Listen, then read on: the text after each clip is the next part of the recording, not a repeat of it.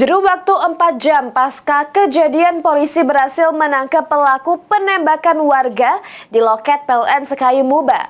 Pelaku ketangkep bersama barang bukti senpi yang digunakan untuk menembak korban. Penembakan terhadap warga yang terjadi di loket PLN Sekayu Muba terungkap. Sesudem juru kurun waktu 4 jam sesudem kejadian, polisi berhasil menangkap pelakunya. Hal tersebut disampaikan ke Kapolda Sumsel, Irjen Pol Andi Rian Jayadi. Menurutnya pelaku ini masih juru pemeriksaan di Polres Muba. Dugaan sementara motif dari penembakan tersebut karena masalah pribadi antara pelaku dengan korban, yang mana di antaranya kedua saling kenal.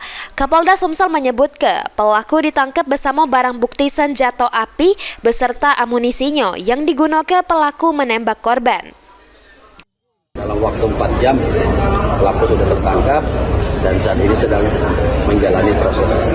Untuk motifnya Jenderal apa Jenderal? Ya, mungkin bisa di-spill dong motifnya. Sementara yang disampaikan bahwa dia sakit hati. Antara pelaku sama korban ini saling kenal. Rekan bisnis atau rekan apa? Saya tidak spesifik itu apakah rekan bisnis atau rekan-rekan lain-lain saya.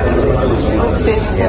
Infonya barang buktinya banyak. Barang buktinya ketemu senjata yang digunakan, kemudian amunisinya ketemu, kemudian pakaian yang digunakan pada saat mengeksekusi korban juga ketemu.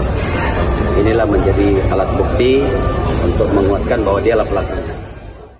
Diberitakan sebelumnya, warga Sekayu Muba dihebohkan dengan aksi pelaku yang menembak korban pas lagi nak bayar tagihan listrik pada Kamis pagi.